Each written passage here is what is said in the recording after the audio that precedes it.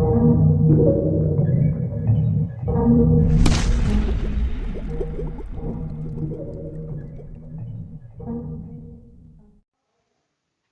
दोस्तों, पढ़ लो सुनकर में आप सभी का हार्दिक हार्दिक स्वागत है। तो आज के ऑडियो में हम सुनेंगे तृतीय इकाई 3 और हमारी अर्थव्यवस्था भाग 2 के चैप्टर 3 यानी इकाई 3 को आज हम सुनेंगे, जिसका नाम है मुद्रा, बचत एवं साख। आज के युग में मुद्रा की भूमिका काफ़ी बढ़ गई है। आज का समस्त आर्थिक ढांचा मुद्रा पर ही निर्भर है। मुद्रा को हटा देने पर संभवतः आर्थिक व्यवस्था लड़खड़ा सकती है। वर्तमान युग में उत्पादन, उपभोग, विनिमय, वितरण इत्यादि से संबंधित क्रियाएं मुद्रा के द्वारा ही प्रभावित होती हैं। इस तरह मुद्रा हमारे जीवन का एक आवश्यक अंग हो गई है। आधुनिक समाज को मुद्रा से अनेक लाभ प्राप्त हैं और इस कारण मुद्रा की उपयोगिता बहुत अधिक है। मार्शल ने ठीक ही कहा है कि आधुनिक युग की प्रगति का श्रेय मुद्रा को ही है। ट्रेस्कॉट के अनुसार यदि मुद्रा हमारी अर्थव्यवस्था का हृदय नहीं तो रक्त प्रवाह अवश्य है। If money is not the heart of our economic system, it can certainly be considered its blood stream. इस तरह मुद्रा हमारी अर्थव्यवस्था की जीवन शक्ति है। आधुनिक युग में बचत एवं साख का भी महत्वपूर्ण स्थान है। मुद्रा का इतिहास। आर्थिक तथा व्यावसायिक क्षेत्र में मुद्रा का स्थान बहुत ही महत्वपूर्ण है। यह आधुनिक अर्थव्यवस्था की रीढ़ मानी जाती है। सच पूछा जाए तो मुद्रा के विकास का इतिहास मानव सभ्यता के विकास का इतिहास कहा जा सकता है। सभ्यता के प्रारंभिक अवस्था में जब मनुष्य की आवश्यकताएं सीमित थी, तब वह अपनी आवश्यकताओं की पूर्ति अपने आप के उत्पादन से कर लिया करता था। लेकिन लोगों की संख्या में वृद्धि के साथ ही उनकी आवश्यकताओं में भी वृद्धि होने लगी। अब स्वयं के उत्पादन से मनुष्य की आवश्यकताओं की पूर्ति होने में कठिनाई महसूस की जाने लगी। अब वे आपस में एक दूसरे के द्वारा उत्पादित हुई चीज़ों अथवा वस्तुओं के आदान प्रदान से अपनी आवश्यकताओं की पूर्ति करने लगे। अधिकांश आवश्यकताओं की पूर्ति के लिए आज दूसरे व्यक्तियों पर निर्भर होना पड़ता है। आज प्रायः प्रत्येक मनुष्य किसी एक कार्य में ही अपना समय लगाता है। इससे जो आय प्राप्त होता है उससे अन्य वस्तुएं प्राप्त कर लेता है। अतः आज विनिमय का महत्व काफ़ी बढ़ गया है। विनिमय के स्वरूप। विनिमय के दो रूप हैं। प्रथम वस्तु विनिमय प्रणाली तथा द्वितीय मौद्रिक विनिमय प्रणाली। वस्तु विनिमय प्रणाली। वस्तु विनिमय प्रणाली उस प्रणाली को कहा जाता है जिसमें एक वस्तु के बदले में दूसरी वस्तु का आदान प्रदान होता है। दूसरे शब्दों में किसी एक वस्तु का किसी दूसरी वस्तु के साथ बिना मुद्रा के प्रत्यक्ष रूप से लेनदेन वस्तु विनिमय प्रणाली कहा जाता है। The act of direct exchange of one commodity for another without the mediation of money is known as barter system. उदाहरण के लिए गेहूं से चावल बदलना, सब्जी से तेल बदलना, दूध से दही बदलना आदि यह प्रणाली पुराने ज़माने में प्रचलित थी। व्यवहारिक रूप से इस प्रणाली में लोगों के अनेक कठिनाइयों का सामना करना पड़ता है। वस्तुतः वस्तु विनिमय प्रणाली की कठिनाइयाँ। वस्तु विनिमय प्रणाली में मनुष्य को निम्नलिखित कठिनाइयों का सामना करना पड़ता है। प्रथम, आवश्यकता के दोहरे संयोग का अभाव। Lack of double coincidence of wants. वस्तु विनिमय प्रणाली की यह प्रमुख कठिनाइयाँ थी। आवश्यकता के दोहरे संयोग का मतलब यह है कि एक की ज़रूरत दूसरे से मेल खा जाए, लेकिन ऐसा कभी संयोग ही होता था या किसी की ज़रूरत से मेल खा जाए। ऐसी स्थिति में विनिमय में कठिनाई होती है। आवश्यकता के दोहरे संयोग के अभाव को एक उदाहरण द्वारा स्पष्ट किया जा सकता है। लेफ्टिनेंट कैमरून अफ्रीका में एक नदी पार करना चाहता था। नाविक नदी पार करने के लिए हाथीदांत मांगता था जो उसके पास नहीं था। कैमरून को पता लगा कि एक दूसरे व्यक्ति के पास हाथीदांत है जो उसके बदले में कपड़ा चाहता है, लेकिन कैमरून के पास कपड़ा भी नहीं था। कुछ समय बाद कैमरून को पता चला कि तीसरे व्यक्ति के पास कपड़ा है और उसके बदले वह वायर चाहता है। सौभाग्य से कैमरून के पास वायर था। उसने तार देकर कपड़ा लिया, कपड़ा देकर हाथीदांत लिया तथा हाथीदांत देकर नदी पार की। इस तरह दोहरे संयोग के अभाव में उसका बहुत समय बर्बाद हुआ। वस्तु विनिमय प्रणाली की कठिनाइयाँ। इसमें प्रथम, आवश्यकता के दोहरे संयोग का अभाव। द्वितीय, मूल्य के सामान्य मापक का अभाव। तृतीय, मूल्य संचय का अभाव। चौथा, सह विभाजन का अभाव। पांचवा, भविष्य भुगतान की कठिनाई। छठा, मूल्य हस्तांतरण की समस्या। दूसरा, मूल्य के सामान्य मापक का अभाव। वस्तु विनिमय प्रणाली की दूसरी बड़ी कठिनाई मूल्य के मापने से संबंधित थी। ऐसा कोई सर्वमान्य मापक नहीं था जिसकी सहायता से सभी प्रकार के वस्तु एवं सेवाओं के मूल्य को ठीक प्रकार से मापा जा सके। उदाहरण के लिए, एक सेर चावल के बदले में कितना घी दिया जाए, एक गाय के बदले में कितनी बकरियां दी जाएं, इत्यादि। मूल्य संचय का अभाव। वस्तु विनिमय प्रणाली में लोगों के द्वारा उत्पादित वस्तुओं के संचय की असुविधा थी। व्यवहार में व्यक्ति कुछ ऐसी वस्तुओं का उत्पादन करता जो शीघ्र नष्ट हो जाती। ऐसी शीघ्र नष्ट होने वाली वस्तुएं जैसे मछली, फल, सब्जी इत्यादि का लंबी अवधि तक संचय करना कठिन था। सह विभाजन का अभाव। कुछ वस्तुएं ऐसी होती हैं जिनका विभाजन नहीं किया जा सकता है। यदि उनका विभाजन कर दिया जाए तो उनकी उपयोगिता नष्ट हो जाती है। वस्तु विनिमय प्रणाली में यह कठिनाई उस समय होती थी जब ये गाय के बदले में 3-4 वस्तुएं लेनी होती थी और वे वस्तुएं अलग अलग व्यक्तियों के पास थी। इस स्थिति में गाय के 3-4 टुकड़े नहीं किए जा सकते, क्योंकि ऐसा करने से गाय की उपयोगिता ही समाप्त हो सकती है। ऐसी स्थिति में विनिमय का कार्य नहीं हो सकता। पांचवा, भविष्य के भुगतान की कठिनाइयाँ। Difficulty of future payment. वस्तु विनिमय प्रणाली में उधार लेने तथा देने में कठिनाई होती थी। मान लिया जाए कि एक व्यक्ति दूसरे व्यक्ति से 2 वर्षों के लिए एक गाय उधार देता था और इस अवधि के बीतने पर वह गाय को लौटा देता था, लेकिन इन 2 वर्षों के अंदर उधार लेने वाला व्यक्ति गाय का दूध पिया तथा उसके गोबर को जलाने में उपयोग किया। इस तरह इस प्रणाली में उधार देने वाले को घाटा होता था, जबकि उधार लेने वाले का फायदा होता था। छठा, मूल्य हस्तांतरण की समस्या। वस्तु विनिमय प्रणाली में मूल्य के हस्तांतरण में कठिनाई होती थी। कठिनाई उस समय और अधिक बढ़ जाती थी जब कोई व्यक्ति एक स्थान को छोड़कर दूसरे स्थान पर बसना चाहता। ऐसी स्थिति में उसे अपनी संपत्ति छोड़कर जाना पड़ता था, क्योंकि उसे बेचना कठिन था। मौद्रिक विनिमय प्रणाली, मोनेटरी सिस्टम। वस्तु विनिमय प्रणाली की कठिनाइयों के कारण मनुष्य के द्वारा ऐसी व्यवस्था की आवश्यकता हुई जो उन्हें बाजार व्यवस्था में लाने के क्रम में इन कठिनाइयों का समाधान दे सके। इन्हीं कठिनाइयों को दूर करने के लिए मुद्रा का आविष्कार किया गया। मुद्रा के आविष्कार से मनुष्य के व्यापारिक जीवन में सुविधापूर्वक आदान प्रदान की स्थिति संभव हो सके। मुद्रा का आविष्कार मनुष्य की सबसे बड़ी उपलब्धि है। सुप्रसिद्ध विद्वान क्राउथर ने ठीक ही कहा है कि जिस तरह यंत्र शास्त्र में चक्र, विज्ञान में अग्नि और राजनीति शास्त्र में मत का स्थान है, वही स्थान मानव के आर्थिक जीवन में मुद्रा का है।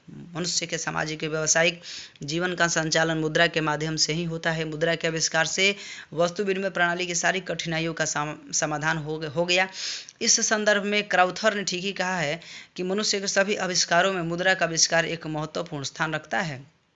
Money is one of the most fundamental of all men's inventions.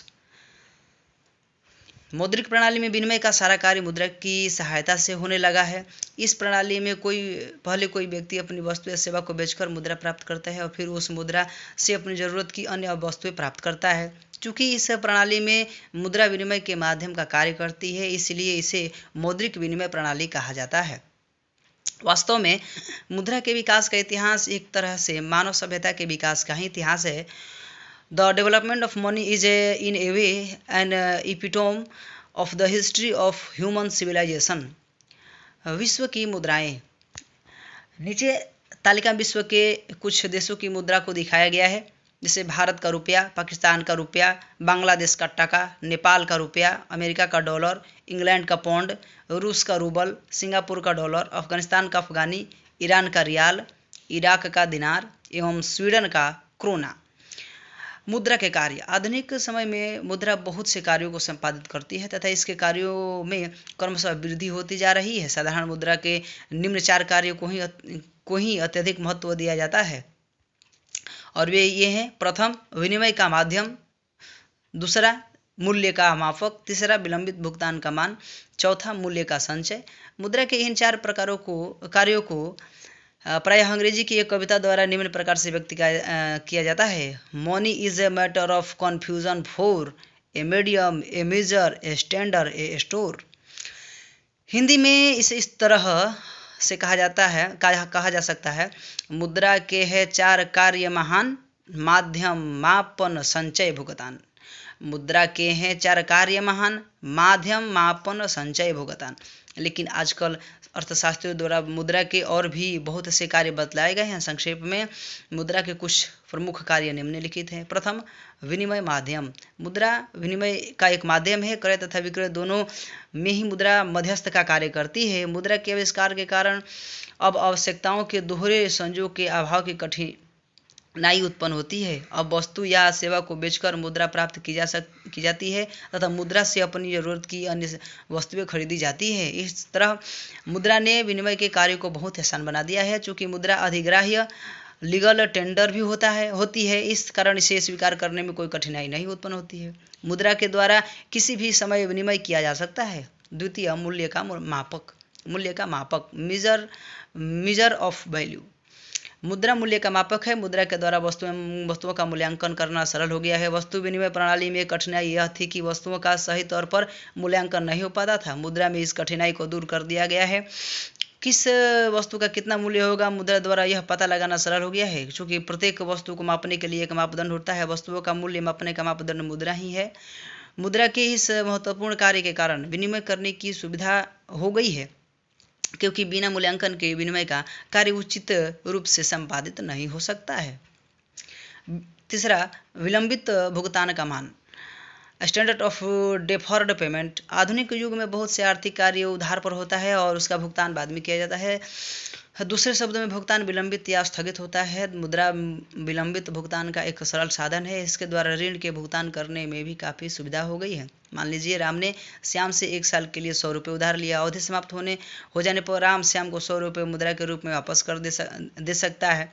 इस तरह मुद्रा के रूप में ऋण के भुगतान तथा विलंबित भुगतान की सुविधा हो गई है। चूँकि साख अथवा उधार, क्रेडिट आधुनिक व्यवसाय की रीढ़ है और मुद्रा ने उधार देने तथा लेने के कार्य को काफ़ी सरल बना दिया है। इस तरह की सुविधा वस्तु विनिमय प्रणाली में नहीं थी। चौथा, मूल्य का संचय। मनुष्य भविष्य के लिए कुछ बचा कर रखना चाहता है। वर्तमान आवश्यकताओं के साथ ही साथ भविष्य की आवश्यकताएं भी महत्वपूर्ण है। इस कारण यह जरूरी है कि मनुष्य भविष्य के लिए कुछ बचा कर रखा जाए। मुद्रा में यह गुण और विशेषता है कि इसे संचित जमा करके रखी जा सकती है। वस्तु विनिमय प्रणाली में संचय करके रखने की कठिनाई थी। वस्तुओं को सड़ गल जाने या नष्ट हो जाने का डर बना रहता था, लेकिन मुद्रा ने इस कठिनाई को दूर कर दी। मुद्रा को हम बहुत दिनों तक संचित करके रख सकते हैं। लंबी अवधि तक संचित करके रखने पर भी मुद्रा खराब नहीं होती। पांचवा, क्रय शक्ति का हस्तांतरण, ट्रांसफर ऑफ परचेजिंग पावर। मुद्रा का एक आवश्यक कार्य क्रय शक्ति का हस्तांतरण भी है। आर्थिक विकास के साथ साथ विनिमय के क्षेत्र में विस्तार होता चला गया है। वस्तुओं का क्रय विक्रय अब दूर दूर तक होने लगा है। इस कारण क्रय शक्ति को एक स्थान से दूसरे स्थान को हस्तांतरित करने की जरूरत महसूस की गई। चूँकि मुद्रा में सामान्य स्वीकृति का गुण विद्यमान है, अतः कोई भी व्यक्ति किसी एक स्थान पर अपनी संपत्ति बेचकर किसी अन्य स्थान पर नई संपत्ति खरीद सकता है। इसके अलावा मुद्रा के ही रूप में धन का लेन देन होता है, अतः मुद्रा के माध्यम से क्रय शक्ति को एक व्यक्ति से दूसरे व्यक्ति को हस्तांतरित किया जा सकता है। छठा, साख का आधार, बेसिस ऑफ क्रेडिट। वर्तमान समय में मुद्रा साख के आधार पर कार्य करती है। मुद्रा के कारण ही साख पत्रों का प्रयोग बड़े पैमाने पर होता है। बिना मुद्रा के साख पत्र जैसे चेक, ड्राफ्ट, हुंडी आदि प्रचलन में नहीं रह सकते। उदाहरण के लिए जमाकर्ता चेक का प्रयोग तभी कर सकता है जब बैंक में उसके खाता अकाउंट में पर्याप्त मुद्रा हो। व्यापारिक बैंक भी साख का सृजन नकद कोष कैश रिजर्व के आधार पर ही कर सकते हैं। यदि नगद मुद्रा का कोष अधिक है तो अधिक साख का निर्माण हो सकता है। नगद मुद्रा के कोष में कमी होने से साख की मात्रा भी कम हो जाती है। इस तरह मुद्रा साख के आधार पर कार्य करती है। मुद्रा है क्या? व्यवहारिक जीवन के हर एक क्षण में हमें मुद्रा का उपयोग करना पड़ता है। मुद्रा कहने से सामान्यतः सभी व्यक्ति समझने लगते हैं कि धातु अथवा कागज का बना हुआ वस्तु जो हमारे दिनचर्या में आय उपलब्ध कराता है, वह वस्तु और सेवाओं के आदान प्रदान में सुविधा उपलब्ध कराता है। मुद्रा के अर्थ को समझने के लिए हमें अपने दैनिक जीवन के उन कार्यों को देखना होगा जिसका संपादन हम देश अथवा विदेश में वस्तु और सेवाओं के क्रय विक्रय के माध्यम के रूप में करते हैं। मुद्रा के विकास को देखने के लिए क्रम में हमने देखा कि सभ्यता के प्रारंभिक अवस्था में वस्तु जैसे बकरी, गाय, गेहूँ, चमड़ा आदि का उपयोग विनिमय के माध्यम के रूप में होता था। बाद में चमड़ा, पत्थर, कौड़ी, सोना एवं चांदी का कागज के बने मुद्रा का उपयोग होने लगा। आजकल तो अधिकतर भुगतान पत्र, मुद्रा तथा चेक के द्वारा होता है। साधारण बोलचाल की भाषा में मुद्रा का अर्थ धातु के बने सिक्कों से समझा जाता है। मुद्रा शब्द का प्रयोग मुहर या चिन्ह के अर्थ में भी किया जाता है। यही कारण है कि जिस वस्तु पर सरकारी चिन्ह या मुहर लगाया जाता है उसे मुद्रा कहा जाता है। अर्थशास्त्र में मुद्रा की अनेक परिभाषाएं दी गई हैं। कुछ परिभाषाएं संकुचित है तो कुछ विस्तृत हैं तथा कुछ परिभाषिक अन्य बातों पर आधारित है। प्रोफेसर हार्टले विट्स ने बताया है कि मुद्रा वह है जो मुद्रा का कार्य करती है। Money is what money dose. Colburn का यह कहना है कि मुद्रा वह है जो मूल्य का मापक और भुगतान का साधन है। Money may be defined as the means of valuation of payment. Knapp के अनुसार कोई भी वस्तु जो राज्य द्वारा मुद्रा घोषित की जाती है मुद्रा कहलाती है। Anything which is declared money by the state becomes money। Seligman का कहना है कि मुद्रा वह वस्तु है जिसे सामान्य स्वीकृति प्राप्त है। निष्कर्ष के तौर पर हम यह कह सकते हैं कि सामान्यतः स्वीकृति प्राप्त विधि ग्राह्य एवं स्वतंत्र रूप से प्रचलित कोई भी वस्तु जो विनिमय के माध्यम मूल्य के सामान्य मापक ऋण के भुगतान का मापदंड तथा संचय के साधन के रूप में कार्य करती है मुद्रा कहलाती है। आर्थिक विकास के युग में वर्तमान युग में अर्थव्यवस्था में तरक्की होने के क्रम में तथा वर्तमान वैश्वीकरण के युग में आदान प्रदान की समस्त क्रिया पत्र मुद्रा चेक आदि साख मुद्रा द्वारा हो रहा है। प्लास्टिक मुद्रा जिसे हम एटीएम डेबिट कार्ड तथा क्रेडिट कार्ड कहते हैं इसके द्वारा भी आज विनिमय की क्रिया संपादित की जाने लगी है। अब कंप्यूटर के दौर में कोर बैंकिंग के प्रचलन के कारण कुछ ही क्षणों में देश या विदेश के एक से दूसरे भाग में मुद्रा का हस्तांतरण बिना किसी कठिनाई से किया जाने लगा है। मुद्रा के क्रमिक विकास को तालिका 3.1 द्वारा स्पष्ट किया जा सकता है। मुद्रा का विकास: प्रथम मुद्रा विनिमय, द्वितीय वस्तु मुद्रा, तृतीय धात्विक मुद्रा, चतुर्थ सिक्के, पंचम पत्र मुद्रा, षष्ठ में शाख मुद्रा। अनिम्न बातें सामने आती हैं। वस्तु विनिमय, इसमें वस्तु से लेन देन होता है। दूसरा वस्तु मुद्रा, प्रारंभिक काल में किसी एक वस्तु को मुद्रा के कार्य संपन्न करने के लिए चुन लिया गया था। शिकारी युग में खाल या चमड़ा, पशुपालन युग में कोई पशु जैसे गाय या बकरी, या कृषि युग में कोई अनाज जैसे कपास गेहूं आदि को मुद्रा का कार्य संपन्न करने के लिए चुना गया तथा इन्हें मुद्रा के रूप में प्रयोग किया गया। तीसरा धात्विक मुद्रा, वस्तु मुद्रा द्वारा विनिमय करने में अनेक कठिनाइयों का सामना करना पड़ता था। अब धातुओं का प्रयोग मुद्रा के रूप में होने लगा। जो पीतल और तांबा आदि धातुओं से बना होता है उसे धात्विक मुद्रा कहते हैं। सिक्के, धातु मुद्रा के प्रयोग में भी धीरे धीरे कुछ कठिनाइयाँ आने लगी हैं। इन कठिनाइयों को दूर करने के लिए नीचे दिए गए सिक्कों का प्रयोग किया जाने लगा। सोना चांदी आदि के से बना वह वस्तु जो देश की सार्वभौम सरकार की मुहर से चालित होता है उसे सिक्का कहते हैं। सिक्के को इस प्रकार से दिखाया गया है। पांचवा पत्र मुद्रा। सिक्का मुद्रा में भी कुछ दोष थे, उन्हें एक स्थान से दूसरे स्थान में ले जाने में कठिनाई होती थी, इसलिए पत्र मुद्रा का प्रचलन हुआ। वर्तमान समय में विश्व के प्रायः सभी देशों में पत्र मुद्रा का ही प्रचलन। देश की सरकार तथा राज्य सरकार तथा देश के केंद्रीय बैंक के द्वारा जो कागज का नोट प्रचलित किया जाता है उसे पत्र मुद्रा कहते हैं। चूँकि यह कागज का बना होता है इसलिए इसे कागजी मुद्रा भी कहा जाता है। भारत में 1 रुपये के कागजी नोट अथवा सरकारी सभी सिक्के केंद्र के वित्त विभाग के द्वारा चलाया जाता है। भारत में 1 रुपया के कागजी नोट अथवा सभी सिक्के केंद्र सरकार के वित्त विभाग के द्वारा चलाया जाता है। 2 रुपये या उससे अधिक के सभी कागजी नोट देश के केंद्रीय रिजर्व बैंक ऑफ इंडिया के द्वारा चलाए जाते हैं। इस तरह अपने देश में केंद्रीय सरकार 1 रुपये के नोट जारी करती है तथा रिजर्व बैंक ऑफ इंडिया 2, 5, 10, 20, 50, 100, 500 तथा 1000 रुपये के नोट जारी करती है। भारत एवं अमेरिका में प्रचलित रुपये के कुछ नमूने इस प्रकार से दिए गए हैं। छठा शाख मुद्रा। आर्थिक विकास के साथ शाख मुद्रा का भी प्रयोग होने लगा है। आधुनिक समय में चेक, हुंडी आदि विभिन्न प्रकार के शाख पत्र मुद्रा का कार्य करते हैं। इनको शाख मुद्रा कहा जाता है। अंतर्राष्ट्रीय लेन देन अधिकांश रूप से शाख मुद्रा द्वारा होता है। देश के आंतरिक व्यापार में भी धातु या पत्र मुद्रा की अपेक्षा चेक तथा हुंडी आदि शाख पत्रों का अधिक प्रयोग होता है। प्लास्टिक मुद्रा। आजकल प्लास्टिक मुद्रा का प्रचलन जोरों पर है। प्लास्टिक मुद्रा में एटीएम सह डेबिट कार्ड तथा क्रेडिट कार्ड प्रसिद्ध है। प्रथम एटीएम सह डेबिट कार्ड। आर्थिक विकास के इस दौर में बैंकिंग संस्थाओं के द्वारा प्लास्टिक के एक टुकड़े को भी मुद्रा के रूप में उपयोग किया जाने लगा है।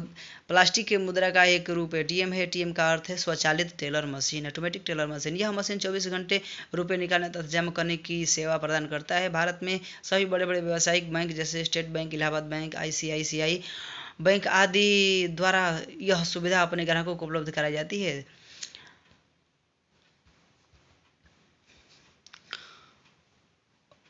अब ATM से रुपये निकालने के लिए ATM कम डेबिट कार्ड होना चाहिए। ATM कम डेबिट कार्ड को चित्र में ऐसे दिखाया गया है। उपरोक्त ATM कार्ड को आपने देखा है। ATM कार्ड मिलने के बाद एक गुप्त पिन नंबर होता है जिसकी सहायता से ATM कार्ड को ATM मशीन में डालने के बाद रुपया निकाला जा सकता है। ATM का मशीन से रुपया कैसे निकाला जाता है इसे इस प्रकार से देख सकते हैं। डेबिट कार्ड क्या है? डेबिट कार्ड भी प्लास्टिक मुद्रा का ही एक रूप है। विश्व में प्रचलित क्रेडिट कार्डों में visa, master card, American express आदि प्रसिद्ध है। क्रेडिट कार्ड के अंतर्गत ग्राहक की वित्तीय स्थिति को देखते हुए बैंक उसकी साख की एक राशि निर्धारित कर देती है, जिसके अंतर्गत वह अपने क्रेडिट कार्ड के माध्यम से निर्धारित धनराशि के अंदर वस्तुओं और सेवाओं को खरीद सकता है।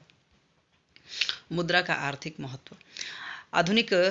आधुनिक आर्थिक व्यवस्था में मुद्रा का काफ़ी प्रचलन महत्व है। यदि मुद्रा को वर्तमान समाज से हटा दिया जाए तो हमारी सारी आर्थिक व्यवस्थाएं अस्त व्यस्त हो जाएंगी। यदि मुद्रा न होती तो विश्व के सभी विभिन्न देशों में इतनी आर्थिक प्रगति कभी भी संभव नहीं होती। चाहे पूंजीवादी अर्थव्यवस्था हो या समाजवादी अर्थव्यवस्था हो या मिश्रित अर्थव्यवस्था हो, सभी में मुद्रा आर्थिक विकास के मार्ग में महत्वपूर्ण भूमिका अदा करती है। मुद्रा के भी आर्थिक महत्व के बारे में प्रसिद्ध अर्थशास्त्री ट्रेस्कॉट ने कहा है कि यदि मुद्रा हमारी अर्थव्यवस्था का हृदय नहीं तो रक्त स्रोत तो अवश्य है। आज का आर्थिक जगत मुद्रा के बिना एक क्षण भी जीवित नहीं रह सकता। इसलिए प्रोफेसर मार्शल ने कहा है कि मुद्रा वह धुरी है जिसके चारों तरफ संपूर्ण आर्थिक विज्ञान चक्कर काटता है। Money is the pivot around which the whole economic sciences clusters.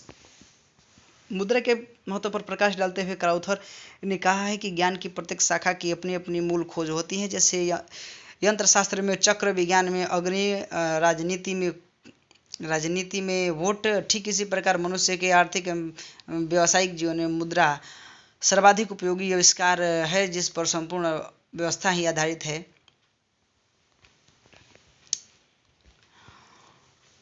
वास्तव में मुद्रा मानव का एक महत्वपूर्ण आविष्कार है। अंग्रेजी की निम्न पंक्तियां मुद्रा के महत्व को स्पष्ट करती हैं। Money money money, brighter than sunshine, sweeter than Honey. इसे हिंदी में इस प्रकार से कहा जा सकता है, मुद्रा मुद्रा मुद्रा, सूर्य प्रकाश से भी अधिक चमकीला, मधु से भी अधिक मीठा। अतः स्पष्ट है कि आधुनिक जीवन प्रत्येक दिशा में मुद्रा के द्वारा प्रभावित होता है। प्रोफेसर पिगू का यह कहना है कि लगता है कि आधुनिक विश्व में उद्योग मुद्रा रूपी वस्त्र धारण किए हुए हैं। In the modern world, industry is closely enfolded in the garment of money. मुद्रा से लाभ। मुद्रा हमारे लिए काफ़ी लाभदायक है। मुद्रा से पूरे मानव समाज को लाभ पहुंचता है। अर्थशास्त्र की सभी शाखाओं जैसे उपभोग, उत्पादन, विनिमय, वितरण तथा राजस्व में मुद्रा का स्थान महत्वपूर्ण है। मुद्रा के कुछ प्रमुख लाभ निम्न हैं। मुद्रा से उपभोक्ता को लाभ। मुद्रा के आविष्कार से उपभोक्ता को बहुत लाभ हुआ है। प्रत्येक उपभोक्ता मुद्रा से अपनी इच्छा अनुसार वस्तुओं को खरीद सकता है। यह सुविधा वस्तु विनिमय प्रणाली में नहीं थी।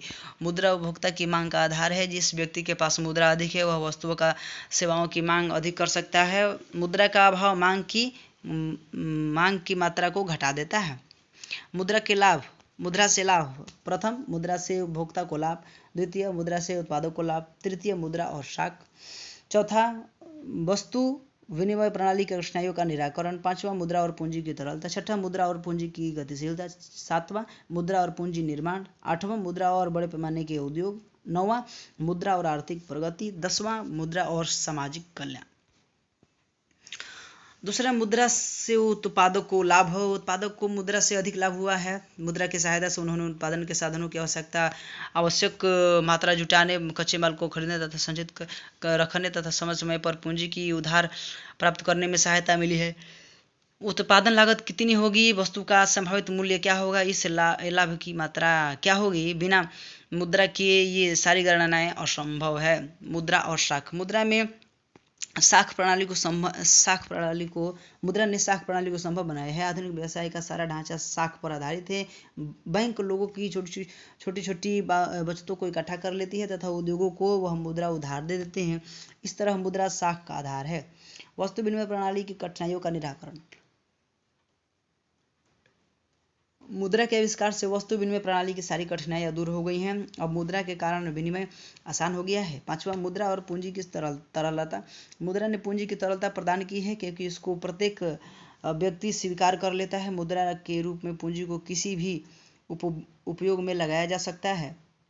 जिस व्यक्ति के पास मुद्रा है वह किसी भी समय अपनी ज़रूरत की चीज़ों को खरीद सकता है और अपनी आवश्यकता की संतुष्टि कर सकता है। मुद्रा और पूंजी की गतिशीलता। मुद्रा के आविष्कार से पूंजी की गतिशीलता में वृद्धि हुई है। अब पूंजी को न केवल एक ही देश में एक स्थान से दूसरे स्थान को भेजा जा सकता है बल्कि देश से दूसरे देश में इसका स्थानांतरण संभव हो सका है। बैंकों के साख पत्रों ने तो पूंजी की गतिशीलता में काफ़ी वृद्धि की है। इसके चलते वाणिज्य व्यापार का विकास संभव हो सका है। 7, मुद्रा और पूंजी निर्माण। मुद्रा तरल संपत्ति है। इसे बैंक में जमा कर सुरक्षित रखा जा सकता है और ब्याज भी प्राप्त किया जा सकता है। किसी उद्योग धंधों में पूंजी विनियोग करके पूंजी निर्माण और अधिक वृद्धि की जा सकती है। इस तरह मुद्रा पूंजी निर्माण का एक अच्छा साधन है। मुद्रा और बड़े पैमाने के उद्योग। मुद्रा के होने से आज बड़े बड़े उद्योग स्थापित हो सकते हैं तथा बड़े पैमाने पर उत्पादन संभव हो सका है। मुद्रा और आर्थिक प्रगति। मुद्रा किसी देश की आर्थिक प्रगति का सूचक है। 10वां, मुद्रा और सामाजिक कल्याण। मुद्रा द्वारा किसी देश को राष्ट्रीय आय तथा प्रति व्यक्ति आय की माप होती है। यदि प्रति व्यक्ति आय बढ़ती है तो देश आर्थिक कल्याण की ओर अग्रसर होता है। मुद्रा द्वारा सामाजिक कल्याण को मापा जा सकता है। मुद्रा के उपरोक्त लाभ के अध्ययन से यह स्पष्ट हो जाता है कि आर्थिक जीवन में मुद्रा का कितना अर्थ है। यह मजदूर, किसान, डॉक्टर, प्रोफेसर, इंजीनियर, दार्शनिक, राजनीतिक तथा समाजशास्त्री से लेकर साधु तक की आवश्यकताएं पूरी करने का सबसे उत्तम साधन है। मुद्रा ने आर्थिक जीवन में बहुत सेवा प्रदान की है, इसलिए यह कहना उचित लगता है कि मुद्रा एक अच्छा सेवक है। Money is a good servant. बचत क्या है? समाज की कुल आय को वस्तुओं तथा सेवाओं पर खर्च किया जाता है। वस्तुओं को 2 भागों में बांटा जा सकता है। एक, पहला, कुछ ऐसी वस्तुएं होती हैं जिनका हम क्षण के तत्काल उपयोग करते हैं, इन्हें चालू वस्तुएं कहा जाता है, करंट गुड्स। दूसरा, कुछ ऐसी वस्तुएं होती हैं जो उत्पादन के कार्य में प्रयोग की जाती हैं, इन्हें टिकाऊ वस्तुएं कहते हैं, durable goods.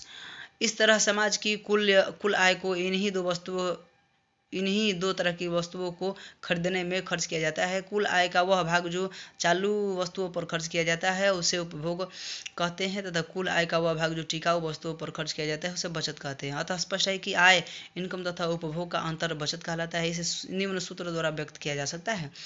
Saving equal income minus consumption. बचत 2 प्रकार का होता है, नगद बचत तथा वस्तु संचय। कुल आय का कुछ ऐसा भी अंश होता है जो किसी भी प्रकार की वस्तु पर व्यय नहीं किया जाता है, इसे संचय नगद बचत कहते हैं। जबकि वस्तु संचय को विनियोग इन्वेस्टमेंट कहा जाता है। क्राउथर ने कहा है कि किसी व्यक्ति की बचत उसकी आय का वह भाग है जहां उपभोग की वस्तुओं पर व्यय नहीं की जाती है। A man savings is that part of the income which is not spent on consumption goods। अर्थशास्त्रियों का कहना है कि अर्थव्यवस्था के स्थायित्व एवं विकास के लिए बचत एवं विनियोग का एक दूसरे के बराबर होना चाहिए। इसे सूत्र के द्वारा निम्न प्रकार से व्यक्त किया जा सकता है, S बराबर 1, अर्थात बचत बराबर विनियोग। साख क्या है? साख का अर्थ है विश्वास या भरोसा। जिस व्यक्ति पर जितना ही अधिक विश्वास या भरोसा किया जाता है उसकी साख उतनी ही अधिक होती है। अर्थशास्त्र में साख का मतलब ऋण लौटाने या भुगतान करने की क्षमता में विश्वास से होता है। यदि हम कहें कि अरुण की साख बाजार में अधिक है तो इसका मतलब है कि उसकी ऋण लौटाने की शक्ति में लोगों को अधिक विश्वास है। इसी विश्वास के आधार पर एक व्यक्ति या विकास दूसरे व्यक्ति या संस्था को उधार देता है। प्रोफेसर जीड के अनुसार साख एक ऐसा विनिमय कार्य है जो एक निश्चित अवधि के बाद भुगतान के बाद पूरा किया जाता है। Credit is an exchange which is the complete after the expiry of a certain period of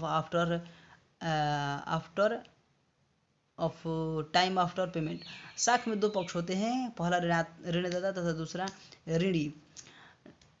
ऋणदाता ऋणी को कुछ वस्तु या धन उधार देता है जिसका तत्कालीन भुगतान उसे प्राप्त नहीं होता है। यह काम विश्वास के आधार पर होता है। रुपयों की जो राशि उधार ली जाती है उसका भुगतान कुछ समय बाद कर दिया जाता है। जो वस्तुएं एवं सेवाएं उधार ली जाती हैं उनका भी भुगतान इसी प्रकार होता है। चूँकि साख का आधार ऋण पर विश्वास एवं भरोसा, अतः बिना विश्वास और भरोसे के उधार लेन देन नहीं हो पाएगा। इस तरह यह स्पष्ट होता है कि किसी दिए हुए समय में ऋणी रुपये, सेवाएं और वस्तुएं साख के आधार पर प्राप्त करता है और एक निश्चित अवधि के बाद उतनी ही मुद्रा ब्याज सहित लौटाने का वादा करता है। साख का आधार। साख के मुख्य आधार निम्न है। पहला, विश्वास। साख का मुख्य आधार विश्वास है। साख देने वाला या ऋणदाता उधार देने को तभी तैयार होता है जब उसे विश्वास होता है कि ऋणी समय पर रुपया लौटा देगा। दूसरा, चरित्र। ऋणी का चरित्र भी उसके साख का एक महत्वपूर्ण आधार है। यदि ऋणी चरित्रवान तथा ईमानदार है तो उसे ऋण मिलने में दिक्कत नहीं होती। दूसरी ओर चरित्रहीन व्यक्तियों के साख कम होती है और उन्हें कोई ऋण देने के लिए तैयार नहीं होता है। तीसरा, ऋण चुकाने की क्षमता। व्यक्ति की भुगतान करने की क्षमता या योग्यता भी उसकी साख को प्रभावित करती है। ऋणदाता किसी व्यक्ति को उधार तब देता है जब उस व्यक्ति के भुगतान करने की क्षमता पर पूरा विश्वास हो। इस तरह किसी व्यक्ति की साख उस व्यक्ति के भुगतान करने की क्षमता पर निर्भर है। पूंजी एवं संपत्ति। ऋणदाता पूंजी तथा संपत्ति की जमानत के आधार पर ही ऋण देता है। अतः जिस व्यक्ति के पास जितने ही अधिक पूंजी अथवा संपत्ति होती है उसे उतनी ही अधिक ऋण मिल सकती है। ऋण की अवधि का प्रभाव भी साख पर पड़ता है। ऋणदाता दीर्घकालीन ऋण देने में घबराते हैं क्योंकि उन्हें संदेह होता है कि दीर्घकाल में ऋण की क्षमता, चरित्र और आर्थिक स्थिति में परिवर्तन हो जाए। इसलिए ऋणदाता अल्पकालीन ऋण देना अधिक पसंद करते हैं। इस तरह साख के उपरोक्त आधार पर या आवश्यक तत्व है, इसेंशियल एलिमेंट्स हैं। साख के प्रमुख आधार को हम अंग्रेजी में निम्न तरह से व्यक्त कर सकते हैं। A person's credit depends on 4 CS, confidence, characters, capacity and capital. साख पत्र क्या है? साख पत्र से हमारा मतलब उन साधनों से है जिनका उपयोग साख मुद्रा के रूप में किया जाता है। साख पत्र के आधार पर साख या ऋण का आदान प्रदान होता है। वे वस्तुएं एवं सेवाओं के क्रय विक्रय में विनिमय के माध्यम का कार्य करते हैं। अतः साख पत्र ठीक मुद्रा की तरह कार्य करते हैं। लेकिन मुद्रा एवं साख पत्रों में एक प्रमुख अंतर यह है कि मुद्रा कानूनी ग्राह्य होते हैं जबकि साख पत्रों की कानूनी मान्यता प्राप्त नहीं रहती है। अतः साख पत्रों के लेन देन के कार्य में स्वीकार करने के लिए किसी को भी बाध्य नहीं किया जा सकता। ऐसे साख पत्र कई प्रकार के होते हैं जैसे कि चेक, विनिमय बिल, बैंक ड्राफ्ट, हुंडी, प्रतिज्ञा पत्र, यात्री चेक, पुस्तकीय साख या साख प्रमाण पत्र। इनमें से कुछ प्रमुख साख पत्रों के बारे में जान लेना आवश्यक है। प्रथम, चेक सबसे अधिक प्रचलित साख पत्र है। चेक एक प्रकार का लिखित आदेश होता है जो बैंक में रुपया जमा करने वाला अपने बैंक को देता है कि उसमें लिखित रकम उसमें लिखित व्यक्ति को दे दी है। बैंक ड्राफ्ट वह पत्र है जो एक बैंक अपनी किसी शाखा या अन्य किसी बैंक को आदेश देता है कि इस पत्र में लिखी हुई रकम उसमें अंकित व्यक्ति को दे दी जाए। बैंक ड्राफ्ट के द्वारा आसानी से कम खर्चे में ही रुपये का स्थान से दूसरे स्थान पर भेजा जा सकता है। बैंक ड्राफ्ट देशी तथा विदेशी दोनों प्रकार का हो सकता है। तीसरा, यात्री चेक। यात्रियों की सुविधा के लिए यात्री चेक बैंकों द्वारा जारी किए जाते हैं। कोई भी यात्री बैंक में निश्चित रकम जमा कर देने पर यात्री चेक प्राप्त कर सकता है। प्रत्येक यात्री चेक पत्र पर एक निश्चित रकम छपी होती है। यात्री बैंक की किसी भी शाखा में यात्री चेक प्रस्तुत कर मुद्रा प्राप्त कर सकता है। इस चेक पर यात्री के हस्ताक्षर के नमूने भी अंकित रहते हैं जिसके चलते कोई दूसरा व्यक्ति रुपया नहीं प्राप्त कर सकता। चौथा, प्रतिज्ञा पत्र।